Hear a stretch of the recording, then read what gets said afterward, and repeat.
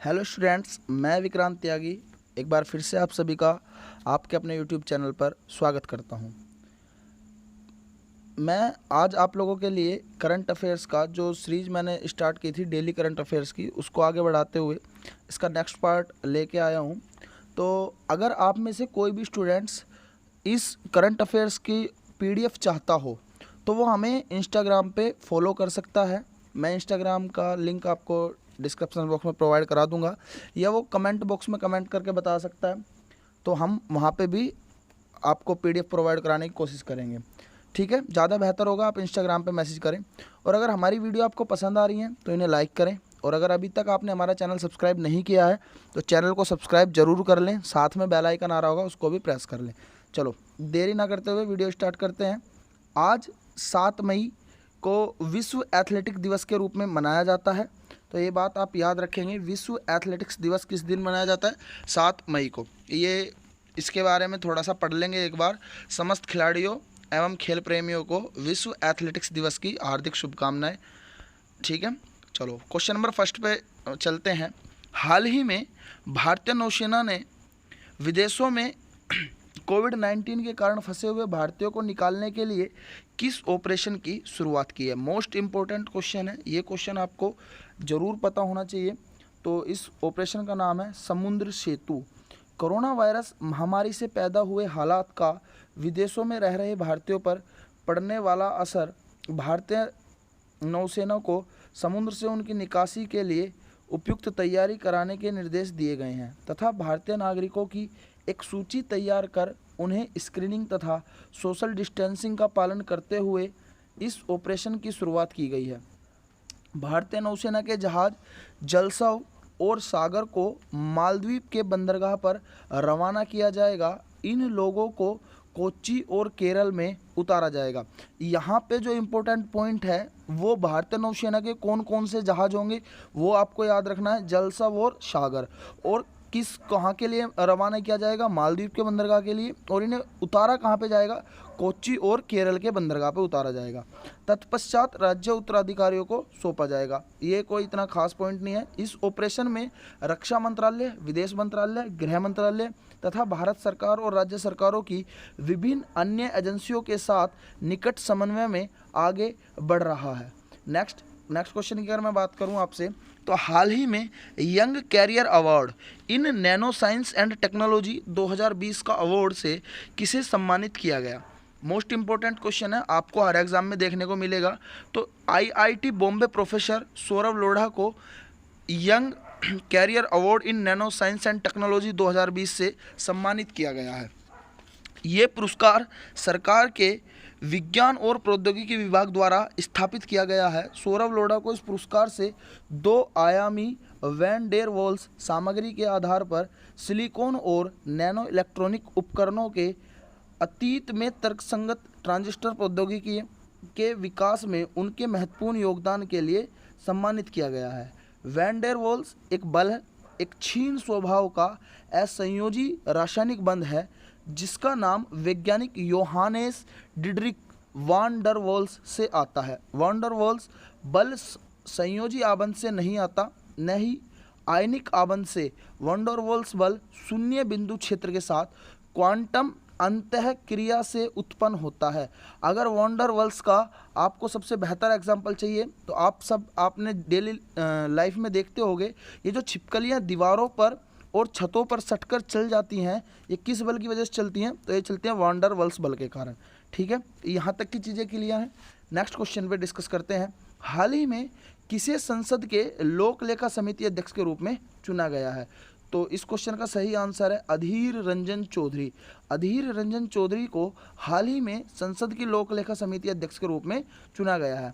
आप सब जानते हैं इस समिति में 15 लोकसभा सांसद और 5 राज्यसभा सांसद चुने गए हैं।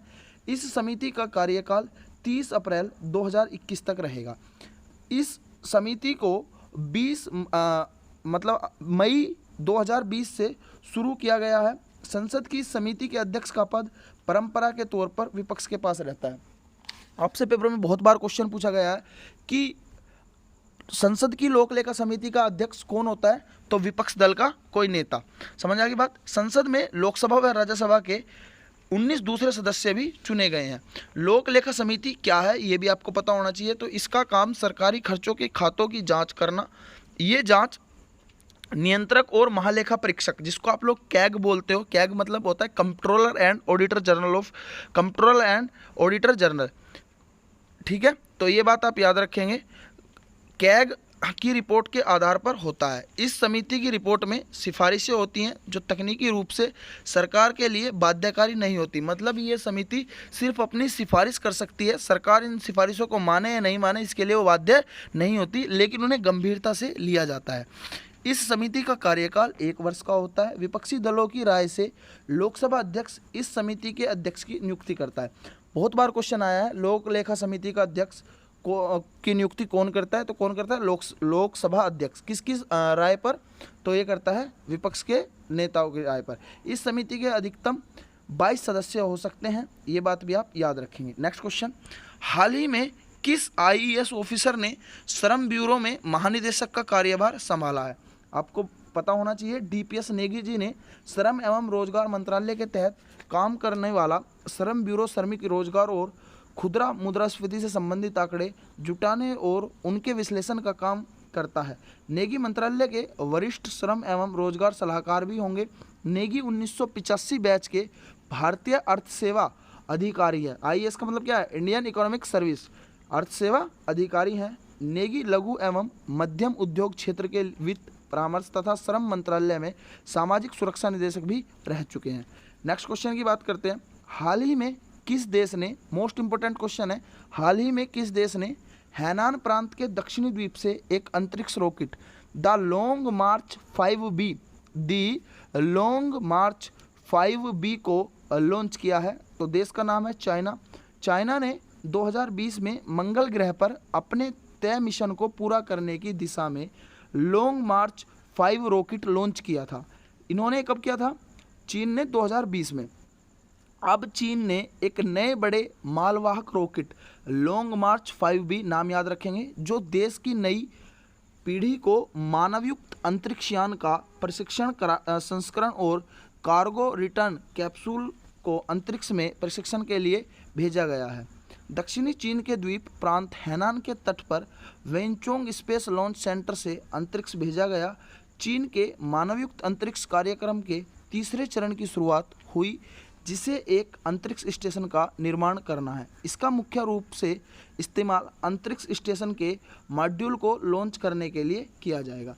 नेक्स्ट बात करते हैं आज के कुछ one liner, important one liner के क्वेश्चंस की। नेक्स्ट इसमें क्वेश्चन नंबर फर्स्ट है, किस रक्षा संगठन ने समुद्र सेतु ऑपरेशन शुरू किया है? तो किसने किया? भारतीय नौसेना ने। ये किस लिए किया गया? कोविड-19 के जो पेशेंट हैं उनको विदेशों से लाने के लिए। मैं इसकी डिस्क्रिप्शन आपको बता चुका हूँ। नेक्स्ट, विश्व अस्थमा दिवस किस तिथि को मनाया जाता है? तो आपको पता होना चाहिए 5 मई को। और इसका विषय क्या था? Enough asthma deaths. इसका विषय क्या था? इनफ अस्थमा डेथ्स, याद रखेंगे। आर्मी ट्रेनिंग कमांड के नए प्रमुख के रूप में किसे नियुक्त किया गया है? तो मोस्ट इंपोर्टेंट क्वेश्चन है, लेफ्टिनेंट जनरल राज शुक्ला को आर्मी ट्रेनिंग कमांड के नए प्रमुख के रूप में नियुक्त किया गया है। नेक्स्ट, किस राज्य सरकार ने मुख्यमंत्री शहरी रोजगार गारंटी योजना की शुरुआत की? मोस्ट इंपोर्टेंट क्वेश्चन है, तो हिमाचल प्रदेश सरकार ने मुख्यमंत्री शहरी रोजगार गारंटी योजना की शुरुआत की है। नेक्स्ट, किस देश ने गुट निरपेक्षता आंदोलन के आभासी शिखर सम्मेलन की मेजबानी की है? तो इसका आंसर है अजरबैजान। आप सबसे एक क्वेश्चन है मेरा, अजरबैजान की आप कैपिटल क्या है और मुद्रा क्या है, वो कमेंट बॉक्स में कमेंट करके बताएंगे। अजरबैजान की कैपिटल और उसकी मुद्रा। नेक्स्ट, किस फर्म ने आइसोलेटेड नोट एलोन अभियान शुरू किया है? तो एक एवोन नाम से फर्म है इंडिया में, उन्होंने आइसोलेटेड नोट एलोन अभियान शुरू किया है। नेक्स्ट, किस राज्य ने भ्रष्टाचार की शिकायत के लिए व्हाट्सएप नंबर जारी किया है? तो त्रिपुरा सरकार ने भ्रष्टाचार की शिकायत के लिए व्हाट्सएप नंबर जारी किया है। फ्लिपकार्ट ने अपना नया सीईओ किसे नियुक्त किया है? सीईओ तो आपको याद रखना है, श्री राम वेंकटरमन को फ्लिपकार्ट ने अपना नया चीफ एग्जीक्यूटिव ऑफिसर नियुक्त किया है। नेक्स्ट, किस राज्य सरकार ने लॉकडाउन को 29 मई तक बढ़ाने की घोषणा की है? तो इस क्वेश्चन का सही आंसर है तेलंगाना। आप सब जानते हैं तेलंगाना के मुख्यमंत्री के चंद्रशेखर राव हैं। तेलंगाना की राजधानी अमरावती है। तेलंगाना भारत का राज्य 2 जून 2014 को बना था। तेलंगाना आंध्र प्रदेश से अलग होकर एक भारत का राज्य बना था। ठीक है, नेक्स्ट बात करते हैं, हाल ही में किसे विश्व युद्ध 2 पदक से सम्मानित किया गया है? तो किम जोंग उन को विश्व युद्ध 2 पदक से सम्मानित किया गया है। आज का क्वेश्चन भी मैं आपको यहाँ पे दे देता हूँ, हाल ही में आई फॉर इंडिया कंसर्ट किसने शुरू किया है? ये आज का क्वेश्चन है, इसका भी आप आंसर कमेंट बॉक्स में कमेंट करके बताएंगे। नेक्स्ट मैं कुछ आपसे राज्यसभा का सभापति कौन होता है, उपसभा का लोकसभा का सभापति कौन है वर्तमान में, ये संसद के कुछ प्रमुख, संसदीय प्रमुख के बारे में आपसे डिस्कस करता हूँ। आप सबको पता होना चाहिए कि राज्यसभा के वर्तमान में सभापति कौन है, श्री एम वेंकैया नायडू।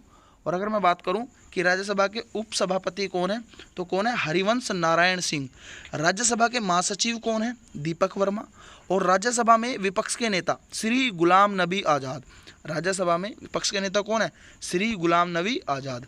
नेक्स्ट, राज्यसभा में सत्ता पक्ष के नेता कौन है, अरुण जेटली। लोकसभा अध्यक्ष कौन है, वर्तमान में लोकसभा अध्यक्ष श्री ओम बिरला। श्री ओम बिरला वर्तमान में लोकसभा अध्यक्ष हैं। लोकसभा के उपाध्यक्ष कौन है, एम थम्बुदुरई लोकसभा के उपाध्यक्ष हैं। नेक्स्ट, लोकसभा की पहली महिला महासचिव कौन है?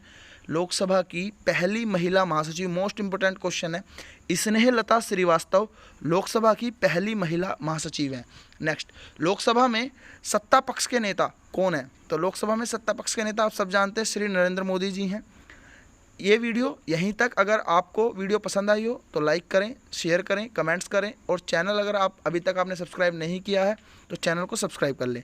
उससे पहले मैंने लास्ट वीडियो में आपको एक क्वेश्चन दिया था, एलसीडी और एलईडी की फुल फॉर्म आपको बतानी थी। एलसीडी और एलईडी की फुल फॉर्म, तो एलसीडी की फुल फॉर्म होती है liquid crystal display, liquid crystal display. और एलईडी की फुल फॉर्म होती है light emitting diode, light emitting diode. तो ये दोनों फुल फॉर्म, ये लास्ट वीडियो के क्वेश्चंस का आंसर है। उम्मीद है वीडियो आपको पसंद आई होगी। पसंद आई है तो लाइक करें, ज़्यादा से ज़्यादा चैनल को सब्सक्राइब करें, शेयर करें।